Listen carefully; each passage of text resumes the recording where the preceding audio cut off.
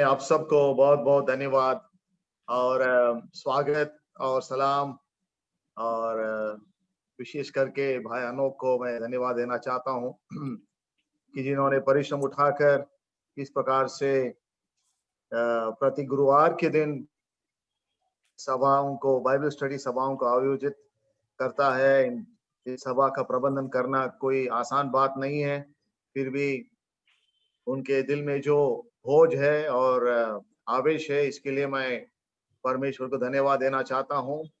और मैं परमेश्वर को धन्यवाद देना चाहता हूं क्योंकि इस माध्यम से अनेक लोगों को उत्तेजना मिलता है और ये जो जूम माध्यम है, ये परमेश्वर ने विश्वासियों के लिए खास करके एक आशीष का माध्यम बना दिया है, आशीष का कारण बना दिया है।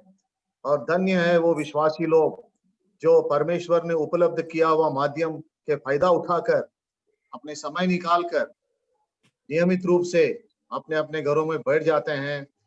परमेश्वर का दुगुना आशीष उन पर हमेशा बना रहेगा। प्रियो, मैं बहुत खुश हूँ आज के दिन परमेश्वर ने आप सभी के साथ ये मुलाकात करने के लिए मुझे अवसर दिया, इसलिए मैं परमेश्वर को धन्यवाद देना चाहता हूँ। आइए हम परमेश्वर के वचन की ओर हम जाएंगे और आज शाम के मनन के लिए हम पेत्रस के पहली पत्री और उसके 5वां अध्याय, आखिर अध्याय और आखिरी पड़ाव में हम आ गए हैं। Last chapter and last portion, जो हमारे लिए अति अवश्य ऐसा एक कलाम है जो हम पढ़ेंगे।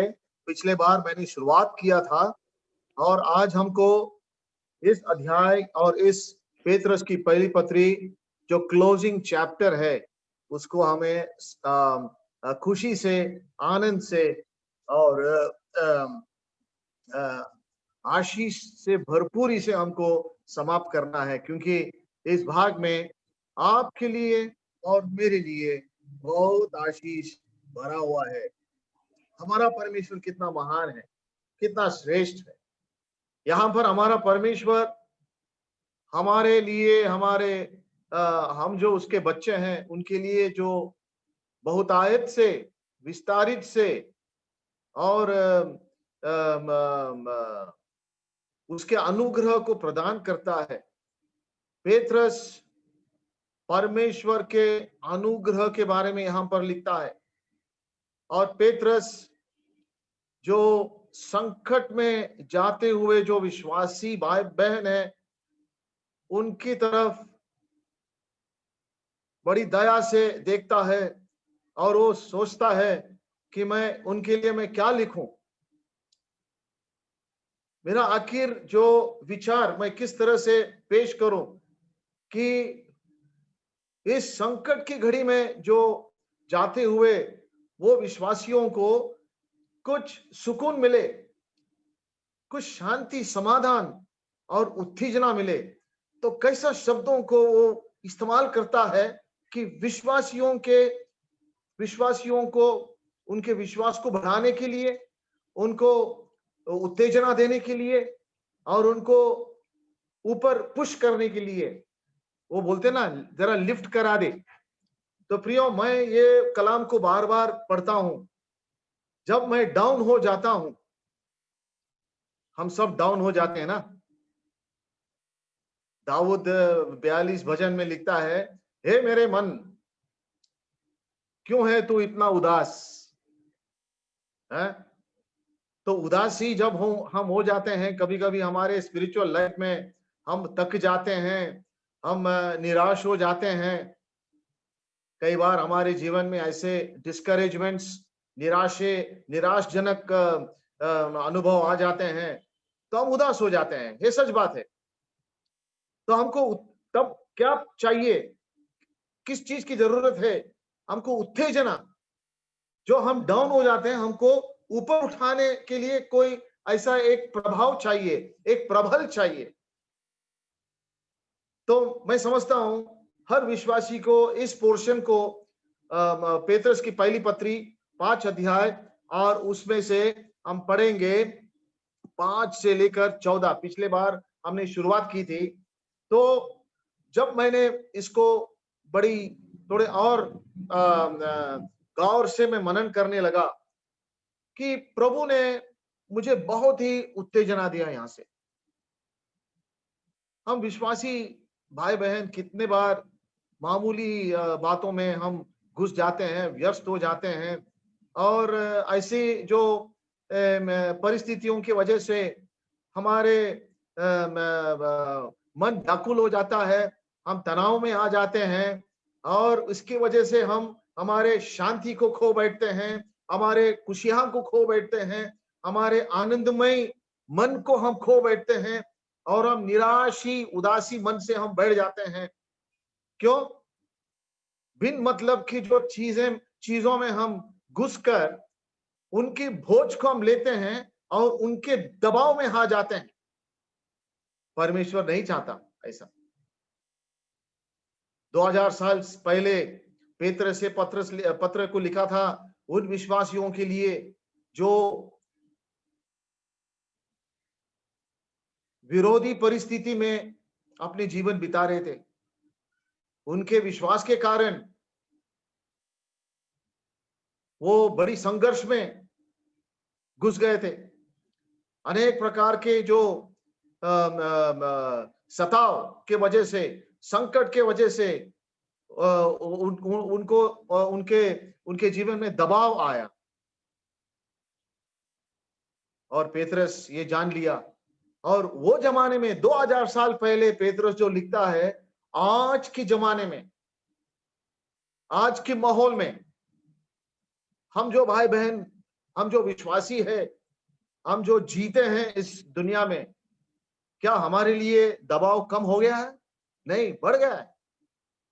हमारे पर्सनल लाइफ में, वैयक्तिक जीवन में, पारिवारिक जीवन में, कलीसिया के जीवन में, सामाजिक जीवन में, सेवकाई की जीवन में अनेक प्रकार के दबाव हमारे जीवन में आ जाते हैं प्रियो।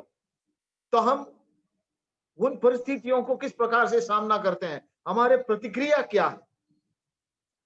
तो हमारे लिए एक बहुत अच्छा मार्गदर्शन, एक गाइडलाइन यहाँ पर पेत्रस हमारे लिए देता है। जो आइए हम पढ़ेंगे पेत्रस की पहली पत्री 5 अध्याय और 6 से लेकर 14। इस कलाम को मैं आउटलाइन दे करके इस अध्याय को आज इस स्टडी में आगे जो समय है उसमें मैं समाप्त कर दूंगा। तो मैं प्लीज मैं रिक्वेस्ट करूंगा कि कोई हमारे भाई जो इस ग्रुप में है तो हमारे लिए बड़े जोर से और स्पष्टता से ये पढ़ेंगे तो बहुत अच्छा होगा। पत्रस की पहली पत्री 5 अध्याय उसका 6 से 14 वचन तक। इसलिए परमेश्वर के बलवंत हाथ के नीचे दीनता से रहो, जिससे वह तुम्हें उचित समय पर बढ़ाए। अपनी सारी चिंता उसी पर डाल दो, क्योंकि उसको तुम्हारा ध्यान है। सचेत हो और जागते रहो, क्योंकि तुम्हारा विरोधी शैतान गर्जने वाले सिंह के समान इस खोज में रहता है कि किसको फाड़ खाए। विश्वास में दृढ़ होकर और ये जानकर उसका सामना करो कि तुम्हारे भाई जो संसार में है ऐसे ही दुख सह रहे। अब परमेश्वर जो सारे अनुग्रह का दाता है, जिसने तुम्हें मसीह में अपनी अनंत महिमा के लिए बुलाया, तुम्हारे थोड़ी देर तक दुख उठाने के बाद आप ही तुम्हें सिद्ध और स्थिर और बलवंत करेगा। उसी का साम्राज्य युगानुग रहे। आमीन।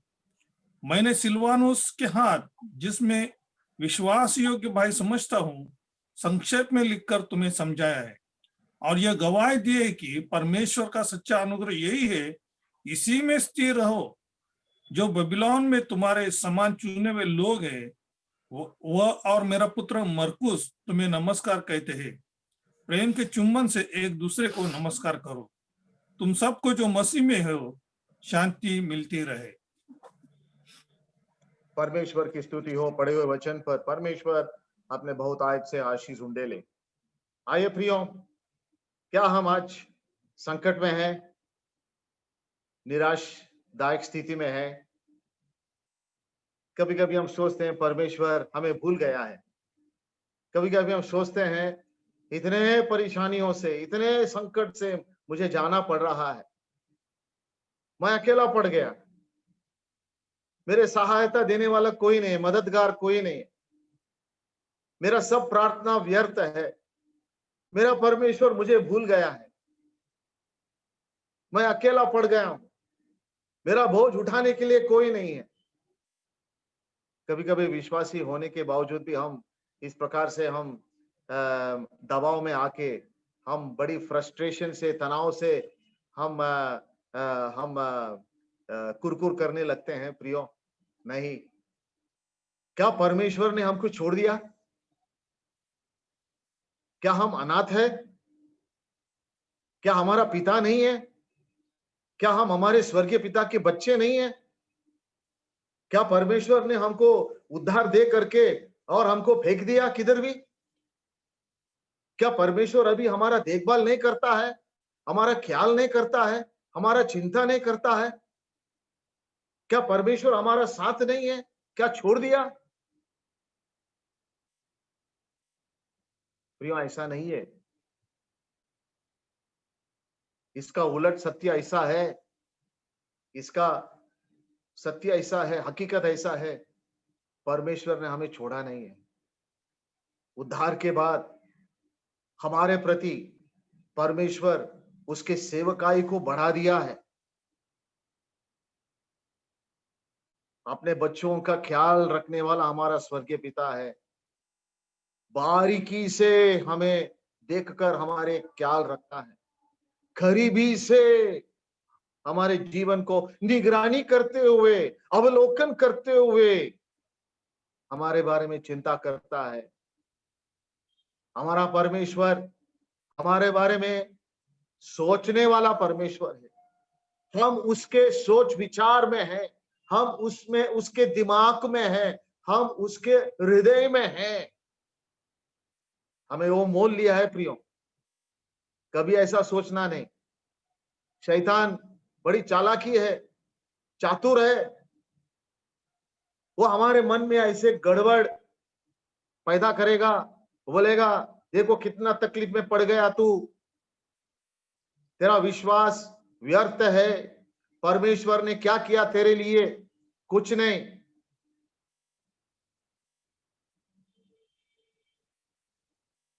नहीं, ऐसा नहीं है। आप देखिए योब का जीवन में कितना परेशान किया है योब को शैतान ने, लेकिन योब अपने विश्वास को दृढ़ रखा, पकड़ के रखा। हाँ, कई बार उसके मुंह से शब्द निकल गए, लेकिन इतने गहराई की दबाव में आकर के भी योब खड़ा रहा, संघर्ष में खड़ा रहा, सहनशीलता में खड़ा रहा, और आखिर में हम देखते हैं योब का जीवन में परमेश्वर ने कितना आशीष लाया। आज संकट के प्रसंग हैं विश्वासियों के लिए। God's goodness in trouble times, ये पोर्शन का टाइटल है। God's grace in trouble times. तो यहां पर हमारी जिम्मेदारी क्या है? संकट के समय एक विश्वासी किस प्रकार से जीना, और संकट के समय में परमेश्वर अपने बच्चों पर कैसा ख्याल रखता है, किस प्रकार से संभालता है। यहां पर हम देखते हैं एक टू वे ट्रैफिक। हमारे तरफ से हमारी जिम्मेदारी, और परमेश्वर की तरफ से वो क्या करता है अपने बच्चों के लिए, क्या करता है, नहीं क्या क्या करता है और क्या नहीं किया अभी तक। बहुत हमारे जीवन में बहुत उत्तेजना देने वाले एक बात है। यहां पर पेत्रस लिखता है, सबसे पहले हम देखेंगे हमारी जिम्मेदारी क्या होना चाहिए। विश्वासी होने के नाते प्रियो, ऐसा नहीं है कि सब कुछ खुशहाली से हम जिएंगे। नहीं, हम पेत्रस पहले अध्याय में इसे लिख लिख दिया है कि तुम्हारे जीवन में तुम्हारे विश्वास का परीक्षा हो जाएगा। अग्नि परीक्षा, ये जीवन हर दिन परमेश्वर तो हमें देता है। हमारे विश्वास को बढ़ाने के लिए परमेश्वर परिस्थितियों में से हमको परीक्षा देता है। अगर विश्वास का परीक्षा नहीं होता तो विश्वास कैसा बढ़ेगा? अनेक विश्वासियों को अच्छा नहीं लगता ना। संकट में, विरोधी में, सताव में, संकट की अग्नि, विरोधी की अग्नि और सताव की अग्नि में विश्वास का परीक्षा होते होते विश्वास बढ़ता है, विश्वास मजबूत होता है और विश्वास शुद्ध होता है। फेथ ग्रोस अंडर प्रेशर, दबाव में विश्वास बढ़ता है। और अगर हमको हमारे जीवन में बढ़ना है तो हमारे विश्वास बढ़ना है। क्यों? वचन में लिखा है विश्वास के बिना परमेश्वर को प्रसन्न करना या संतुष्ट करना असंभव है।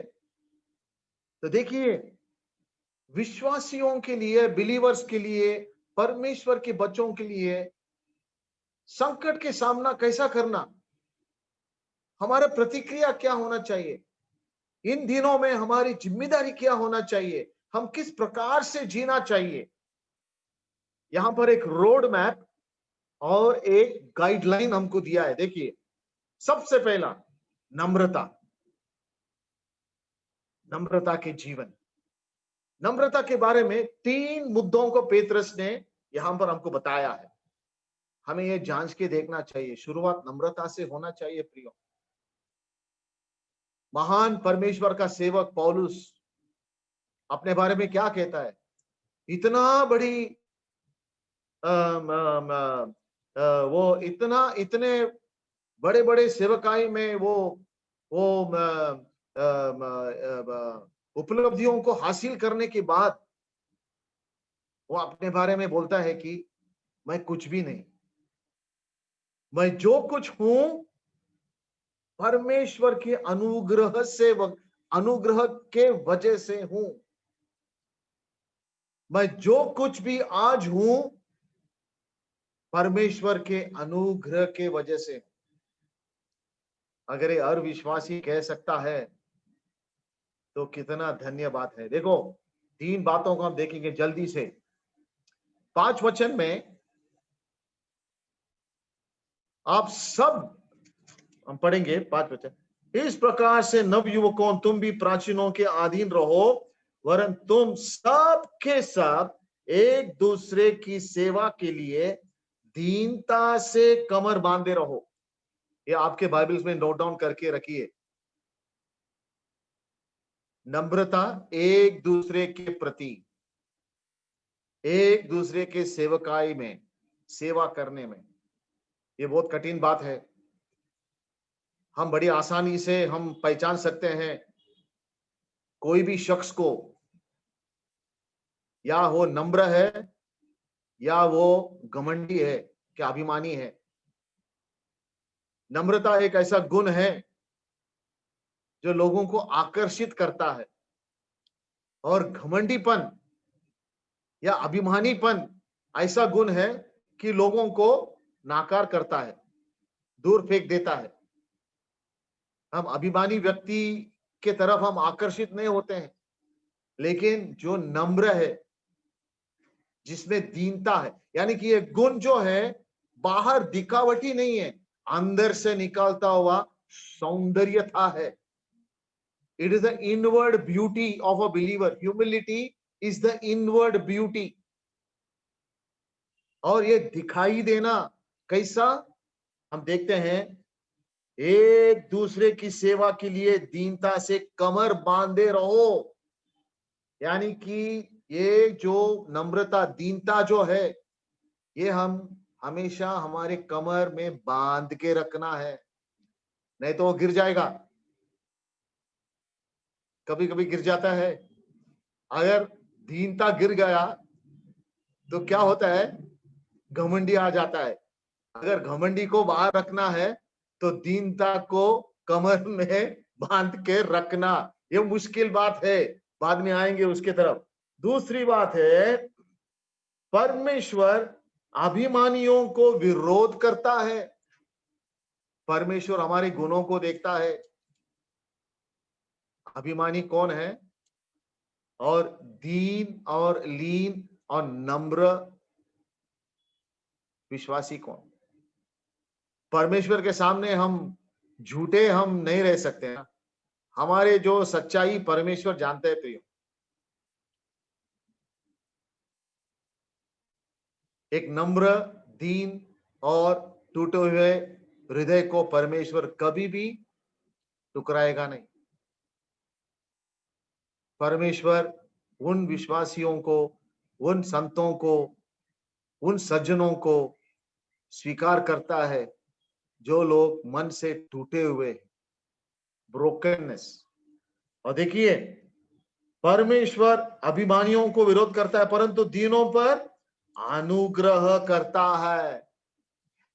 नम्रता ना केवल विश्वासियों के प्रति हमें दिखाना, कमर में बांध के रखना, लेकिन परमेश्वर नम्रता के गुण के प्रति आकर्षित होता है। जब परमेश्वर देखता है कि एक उसके जो विश्वासी, उसके जो बच्चा, उसमें अगर नम्रता के गुण पाया जाता है, तुरंत परमेश्वर अपने अनुग्रह को उसके तरफ भेज देता है। देखो, परंतु दीनों पर अनुग्रह करता है। परमेश्वर का अनुग्रह एक बहुत बहुत बड़ा एक आशीष है, द ग्रेस ऑफ गॉड। कभी कभी हम सोचते हैं ना, हम बात करते हैं ग्रेस ऑफ गॉड, लेकिन इस वचन से हम सीखते हैं ह्यूमिलिटी, नम्रता ऐसा एक गुण है जो परमेश्वर के अनुग्रह को आकर्षित कर लेता है। The humility in a believer attracts the grace of God. It's a attractive quality to God. नम्रता एक विश्वासणाऱ्यामध्ये जे सापडतो आहे ते आपल्याला दिसतोय, ते परमेश्वराला आकर्षित असा गुण आहे. परमेश्वर त्या माणसाकडे पाहतोय ज्यात म्हणजे नम्रता आहे. परमेश्वर त्याचे नजर त्याच्यावर ठेवत आहे, त्याच्यावर लक्ष ठेवत आहे. कधी कधी परमेश्वर आपल्याकडे त्याचे दृश्य आपल्याकडे येत नाही, कारण की आपण ते नम्रता आम्ही त्याला दाखवू शकत नाही. ह्या वचनामध्ये काय लिहिलंय बघा, परंतु दीनों पर अनुग्रह करता है.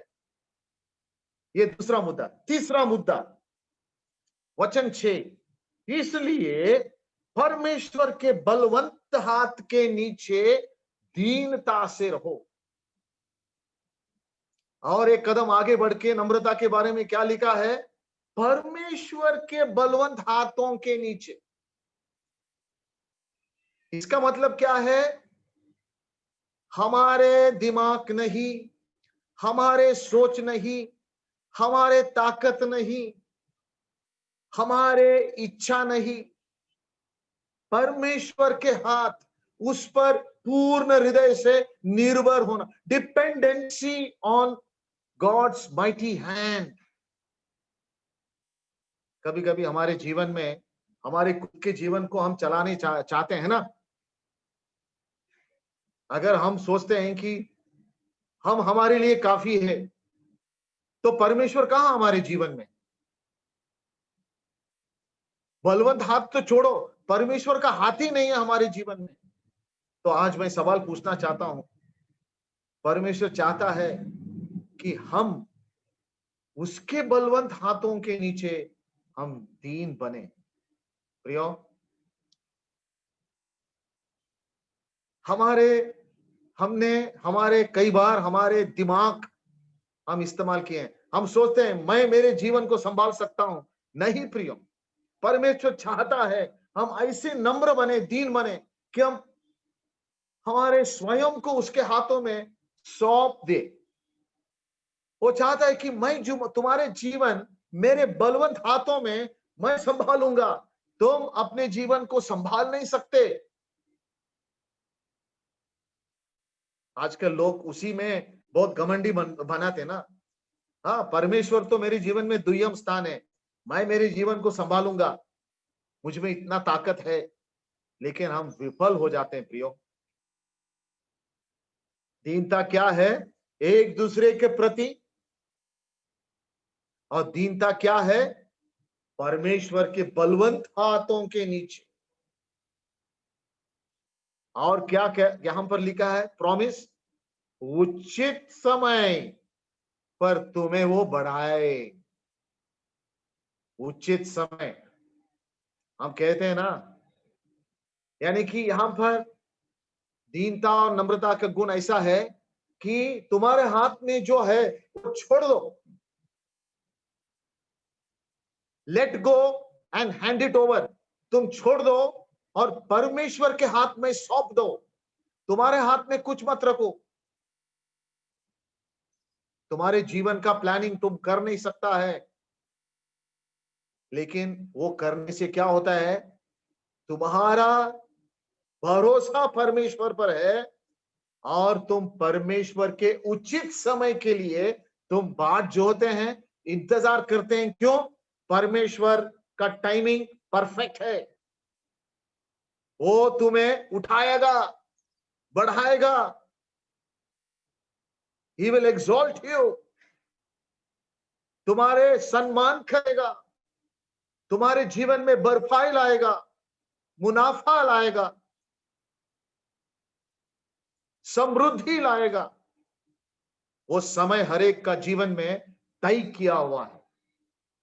The time of exaltation is determined by God to those who will submit in humility under his mighty hand. जिन लोग उसके बलवंत हाथों के नीचे अपने आप को दीनता से सौंप देते हैं, परमेश्वर उसके समय पर उनको उचित समय पर उठाएगा ऊपर। आपका समय आएगा प्रियो। आपके लिए और मेरे लिए परमेश्वर ने उस आशीष का समय तय किया है। लेकिन हमारी जिम्मेदारी क्या है? नम्र होना। हम देखते हैं प्रभु यीशु मसीह के उदाहरण योहान 13 और 4 से 6। योहान 13 आप लिख लो, हम पढ़ेंगे नहीं है। 4 से 6 अब पढ़ते हैं। अपने शिष्यों को वो कमरे में टवल बांधकर उनके शिष्यों का पैर धोता है। इस सृष्टि के मालिक इतना नम्र बन गया और उनके पैर धोता है और कहता है 14 से 16, योहान 13 14 16, कि जैसे मैंने किया तुम्हारे लिए तुम एक दूसरे के प्रति करो। हम नहीं करते। वैसा नहीं कि हमको भी टवल लेके हर दिन हमको हमारे पैरों को धोना। ऐसा जरूरत नहीं कि दूसरे लोग आके हमारे पैरों को धो। लेकिन इसका जो प्रिंसिपल है, हम इतना नम्र बनना चाहिए कि हम एक दूसरे के सेवा हम करें नम्रता से। मत्ती 11 और 29 में प्रभु यीशु मसीह अपने बारे में क्या लिखता है? मैथ्यू चैप्टर 11, वो अपने बारे में वो बोलता है, आपको मालूम है मैं कौन हूं, मेरा गुण क्या है, मैं कौन हूं। ये सृष्टि का मालिक कितना घमंडी कर सकता था, लेकिन वो कहता है 29 में, मेरा जुआ अपने ऊपर उठा लो और मुझसे सीखो, क्योंकि मैं कौन हूं? मैं नम्र और मन में दीन हूं। क्या हम कह सकते हैं मैं नम्र और मन में दीन हूं? प्रियो, मैं कितना घमंडी। मन में कभी कभी नम्रता दिखावटी भी हो सकता है, लेकिन मन में हम हमारे दिल में हमारे बारे में हद से ज्यादा हम सोचते हैं। नहीं, यूहन्ना बपतिस्मा देने वाला क्या कहा? वो बड़े और मैं घटे। पहले पेतरुस 2:21 में पढ़े कि जैसे मसीह यीशु ने हमें उदाहरण दिया उसी के पद चिन्हों में तुम चलो। और याकूब 4:6-10 हम पढ़ते हैं। याकूब 4 से वो ज्यादा अनुग्रह देता है। याकूब 4:6-10। और परमेश्वर अभिमानियों को नकारता है, लेकिन दीनों को वो अनुग्रह देता है। इसलिए उसके अधीन हो जाओ और नम्रता से उसके करीब आओ। जब उसके करीब जाते हैं, परमेश्वर के महानता को हम पहचान के जान के हम जाते हैं। हम परमेश्वर के सामने ये नहीं कहते हम कौन हैं, परमेश्वर कितना महान है। हम नम्र हो जाते हैं उसके सामने, और दीनों को प्रार्थना सुनने वाला हमारा परमेश्वर है। हम देखते हैं फिलिपियों की पत्री और उसकी दूसरे अध्याय और 3 और 8 में प्रभु यीशु मसीह परमेश्वर के समान था, लेकिन अपने आप को खाली कर दिया और लीन और दीन और नम्र बन गया। एक मानव रूप धारण किया, अपने महिमा को छोड़ दिया, अपने दैवीपन को छोड़ दिया, एक साधारण मनुष्य के रूप लेकर के नम्र हो गया। और इतना नम्र हो गया कि एक सेवक बनके सलीब का मृत्यु उसने सहन किया। इतना नीचे नीचे गया प्रभु यीशु मसीह। उसके नम्रता के वजह से उस सलीब का कार्य पूर्ण हुआ। वो पूर्ण रीति से परमेश्वर पिता के अधीन हो गया, इसलिए काम समाप्त हुआ सलीब का। फिर उसने तीसरा दिन जी उठा और परमेश्वर ने उसको इतना ऊंचा स्थान दिया, उससे बढ़कर कोई नहीं है। सर्वोच्च स्थान प्रभु यीशु मसीह को मिला है, उसको मुकुट मंडित किया है। इसलिए हम आज उसके सामने हमारे घुटनों को टेकते हैं। ये हुआ नम्रता। नम्र बनो, संकट के समय में नम्र बनो और प्रभु उचित समय पर हमको ऊपर उठाएगा। दूसरी बात है, 7 वचन में हमारी जिम्मेदारी क्या है। पढ़िए 7 वचन, बहुत सुंदर वचन। अपनी सारी चिंता उसी पर डाल दो, क्योंकि उसको तुम्हारा ध्यान है। तुम्हारे सारी चिंता उसी पर डाल दो। इसका मतलब क्या है? मेरा परमेश्वर जिंदा है, अपने हर एक बच्चों को वो जानता है, अपने हर एक बच्चों के जरूरतों को जानता है। तकलीफ, संकट, समस्या, परेशानियां, तनाव, व्याकुलता, चिंता, सब कुछ परमेश्वर जानता है। हमारे हृदय को परख कर देखने वाला हमारा परमेश्वर। एक विश्वासी ये जान लेना चाहिए कि मेरे सारे चिंता, मेरे मन में जो बोझ है, परमेश्वर को मालूम है। ऐसा कुछ भी चीज नहीं है मेरी जिंदगी में कि परमेश्वर को नहीं मालूम। क्या इससे हमें उत्तेजना नहीं मिलता है? देखो क्या हमारी जिम्मेदारी क्या है, उस पर तुम्हारे सारे बोझ डाल दो। यानी कि हमको अच्छा लगता है कभी कभी हमारे बोझ उठाने, है ना। डीएल मोदी प्रचारक एक बार बोल रहा था एक कहानी। एक बहुत बड़ा अमीर आदमी अपने ब्रिटिश के जमाने में अपने घोड़े गाड़ी में बैठकर जा रहा था। रॉयल आदमी था वो। और रास्ते में एक छोटा सा लड़का एक बड़ा बोझ अपने सर पर उठाकर ले जा रहा था। उसके दिल में दया आई, वो गाड़ी को रुकाया और छोटा लड़का को बोला, बेटा तू मेरे गाड़ी में बैठ जा। तो मालूम वो लड़का ने क्या किया? वो गाड़ी में बैठ गया और उसके सर के ऊपर जो बोझ है ना, वो वैसे रखा उसके सर पे पकड़ के। तो अमीर आदमी ने बोला कि मैंने तुमको बोला बेटा कि तेरा बोझ इतना है तेरा तू जो उठा रहा है बोझ, तेरे से भी बड़ा बोझ तो उठा रहा है, तेरे साइज से भी बड़ा है। गाड़ी में बैठ जा, बोझ को गाड़ी के ऊपर रख, गाड़ी में बैठने के बाद बोझ उठाता है तू। तेरा बोझ गाड़ी लेके जाएगा, घोड़ा चल रही है आगे, दौड़ रही है घोड़ा, तुझे अभी उठाने का जरूरत नहीं है बोझ। कभी कभी हम गाड़ी में बैठते हैं और बैठे बैठे हम बोझ को भी उठा के बैठते बात समझ में आया? हाँ, प्रभु कहता है, प्रभु यीशु मसीह, तुम्हारा बोझ मेरे हाथ में दे दो। तो हमारा काम क्या है? उसको दे देना। एक बार दे दिया, छोड़ दो वहां पर। उस बोझ को संभालने वाला हमारा प्रभु, वो सक्षम है हमारे बोझ को उठाने के लिए। हमको पकड़ के रखना कोई जरूरत नहीं है। यहां पर एक एक्सचेंज है। वो बोलते हैं तुम्हारा बोझ दे दो और मेरी शांति ले लो। कभी कभी हमारे में शांति नहीं, क्योंकि अभी तक हम बोझ उसको दिए नहीं है। आज वचन आ रहा है, तुम्हारा बोझ उसको दे दो। क्यों? वो तुम्हारा ख्याल रखता है, तुम्हारा चिंता करता है, तुम्हारे बारे में सोचता है, और तुमको तुम्हारे सारे वो बोझ को उठाने के लिए वो तैयार है। हमारा परमेश्वर का काम है वो। आजकल दुनिया के लोग अपने अपने अपने अपने देव देवताओं को उठा के लेके जाते।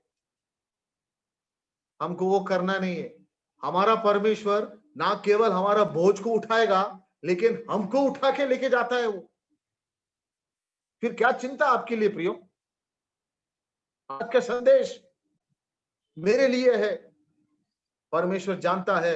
आइए हम पढ़ेंगे भजन और उसके 55 अध्याय। हर विश्वासी के लिए संदेश है आज। मुझे पता नहीं है कि कौन से विश्वासी कौन से प्रॉब्लम्स में से जा रहे हैं, लेकिन ऐसा कोई भी प्रॉब्लम नहीं है कि परमेश्वर आपके बोझ को नहीं उठा सकता है। आज तुम्हारे सारा बोझ उसके हाथों में दे दो। हमारा परमेश्वर हमारा चिंता करता है, हमारा ध्यान देता है।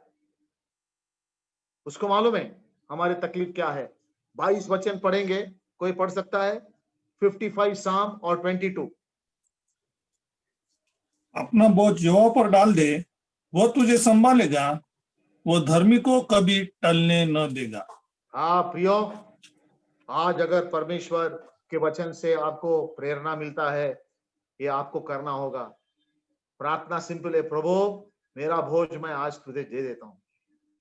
जो कुछ भी हो, आपके पारिवारिक बोझ हो, पर्सनल प्रॉब्लम हो, या भविष्य के बारे में चिंता, उसके ऊपर।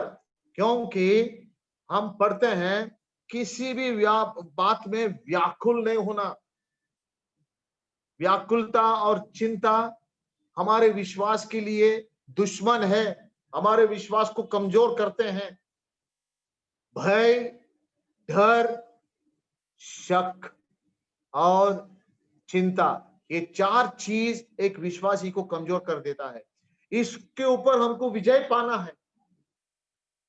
और इसलिए फिलिपियों की पत्री और उसके 4 अध्याय और 6वें वचन में, किसी बात पर चिंता मत करो।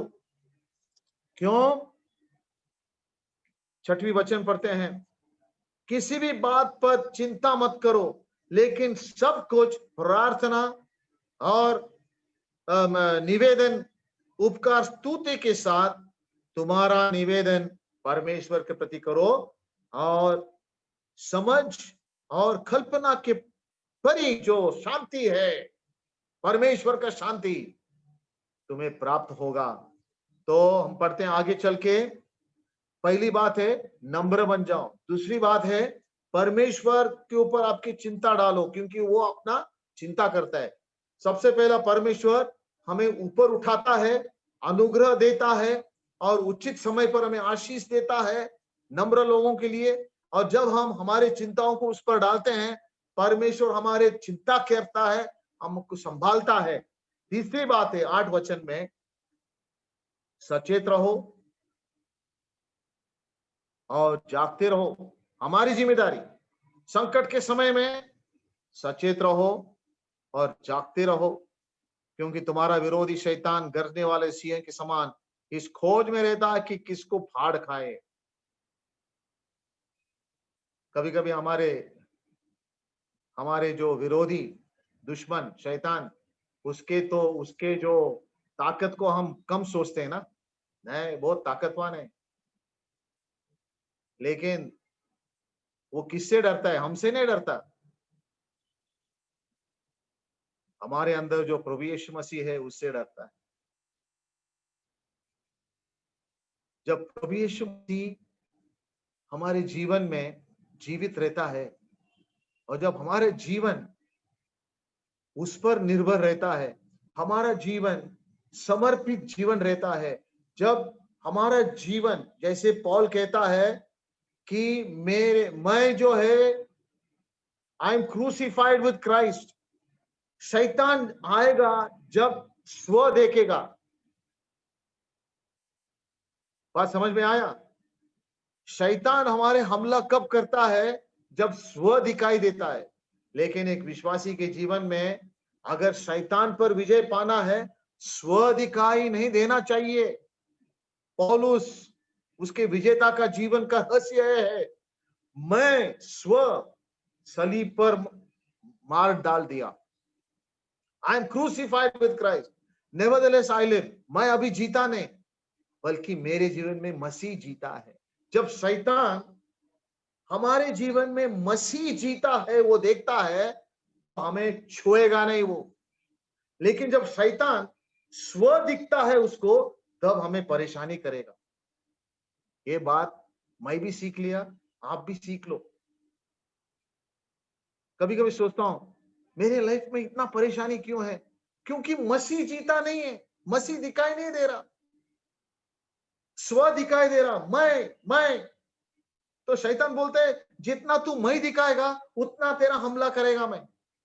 लेकिन मैं सलीब पर मार डाला मैं को मसीह के साथ, और अभी मैं नहीं जी रहा हूं, मसीह मेरे में जी, और जो जीवन मैं अभी जीता हूं उसके विश्वास से मैं जीता हूं। इसलिए यहां लिखा है, गरजने वाला सिंह के समान शैतान किसको फाड़ेगा, लेकिन मसीह यीशु में हमें विजेता है। हमारा जो लड़ाई मांस और खून से नहीं, लेकिन अंधेरा शक्ति से है। लेकिन प्रभु यीशु मसीह हमारे में है, उसके पुनरुत्थान का ताकत हमारे में है, उसके खून हमारे, उसके पवित्र खून से हमें छाया है। शैतान छुएगा नहीं। समर्पित जीवन चाहिए, विजेता का जीवन चाहिए। मसीह यीशु के द्वारा हम विजेता में प्रवेश किए हैं। We are more than conquerors. हम विजय के स्थान में ऑलरेडी पहुंच चुके हैं, विजय के मंच पर है, और वहीं पर है ना। आगे चल के हम देखते हैं प्रियो, विश्वास में दृढ़ होकर और ये जानकर कि उसका सामना करो कि तुम्हारे भाई जो संसार में है दुख से सह रहे हैं। पहले योहान और उसके 5वां अध्याय में हम पढ़ते हैं, पहले योहान 5वां अध्याय, first John chapter 5, first John chapter 5 में क्या पढ़ते हैं प्रियो? 4 वचन। First John chapter 5, 1 minute. हमारी जीत जो है वो कैसा होता है? 4 वचन, हाँ पढ़ेंगे। क्योंकि जो कुछ परमेश्वर से उत्पन्न होता है वह संसार पर जय प्राप्त करता है, और वह विजय जिससे संसार पर जय प्राप्त करता होती है हमारा विश्वास है। Faith is the victory. यहां पर पेत्रस लिखता है, तुम शैतान का विरोधी विश्वास से करो, उसके विरोधी करो। उसको हम ताकत लगाना चाहिए, विश्वास को मजबूत रखना चाहिए। और ऐसे भी तुम याद करो कि लोग और भी संत लोग, सज्जन लोग है इस दुनिया में, विश्वासी लोग जो संकट से जा रहे हैं और हमसे ज्यादा उनको संकट हो रहा है और वो जीत पा रहे हैं, उनसे सीखो।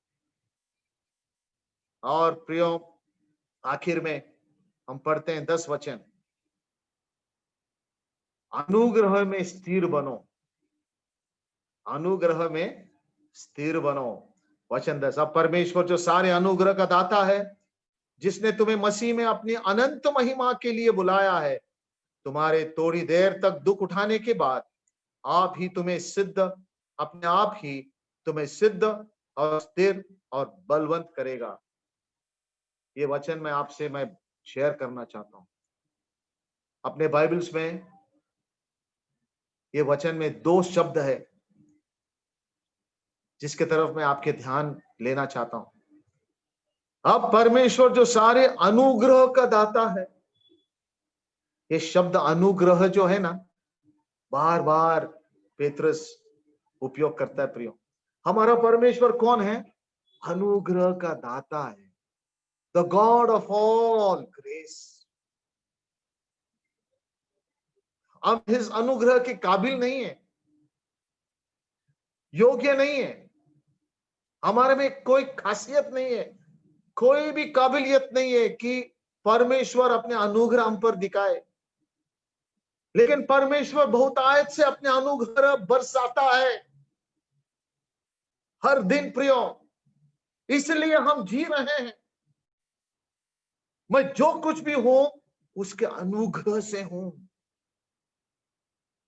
His grace makes us humble, unmerited favor। बिना कोई काबिलियत का इंसान पर, मुझ जैसे इंसान पर परमेश्वर इतना अनुग्रह उंडेलता है। मैं कौन हूं? मेरा प्रतिक्रिया क्या है? नम्रता, नम्र होना चाहिए। मैं कुछ भी नहीं, क्या है? अनुग्रह। लेकिन इस और एक शब्द है, जिसने तुम्हें मसीह में अपनी अनंत महिमा के लिए बुलाया। एक बाजू में अनुग्रह और एक बाजू में अनंत महिमा। एक विश्वासी के जीवन में इससे बढ़कर आशीष और क्या चाहिए? क्या सोना चांदी से हम इन दोनों चीजों को खरीद सकते हैं? प्रियो, फिर किस बात पर रोना? नो रोना, नो धोना और नो सोना। क्या कमी है हमको? हमारा परमेश्वर अनुग्रह का दाता है और उसके अनंत महिमा के लिए हमें चुन लिया है। इसका मतलब क्या है? आज वर्तमान में जब हम इस दुनिया में रहते हैं, उसके अप्रतिम अनुग्रह हमारे लिए उपलब्ध है। ग्रेस फॉर टुडे, आज के लिए अनुग्रह हर एक विश्वासी के लिए उसके अनुग्रह काफी है।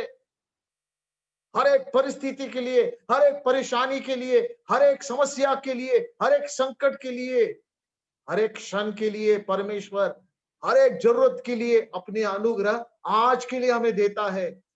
बस थोड़े दिन बाकी है, हमको चले जाना है यहां से।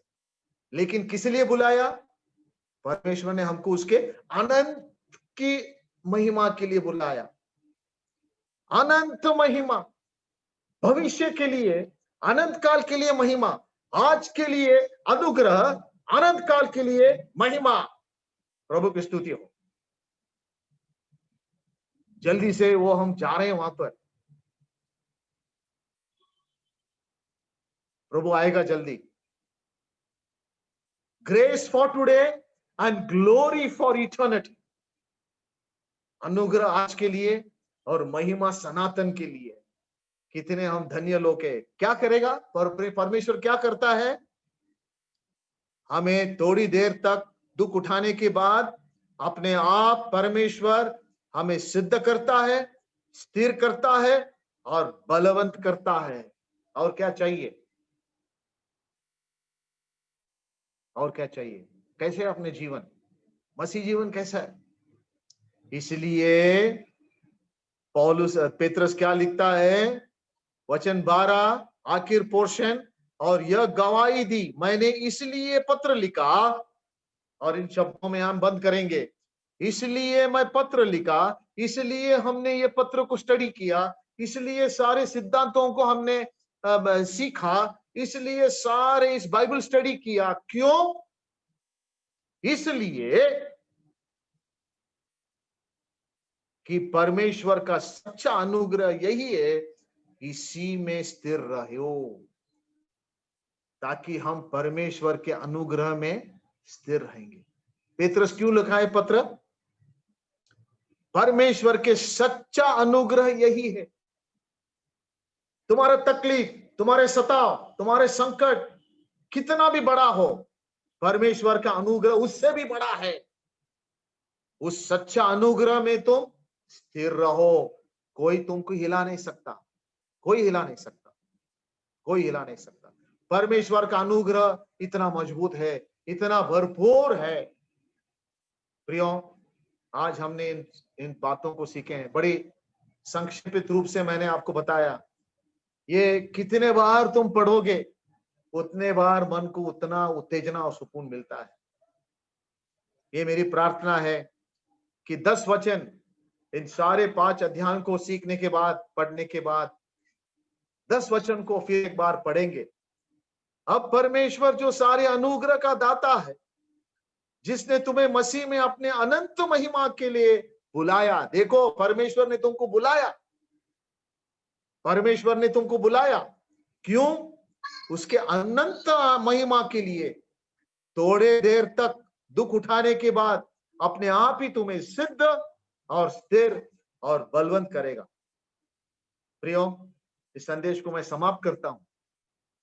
जिसने हमें प्यार किया और हमारे लिए मरा उस सलीब पर, तीसरा दिन जी उठा, आज विराजमान है, वो हमें संभालता है, उसके अनुग्रह हमें देता है, वो अनुग्रह का दाता है।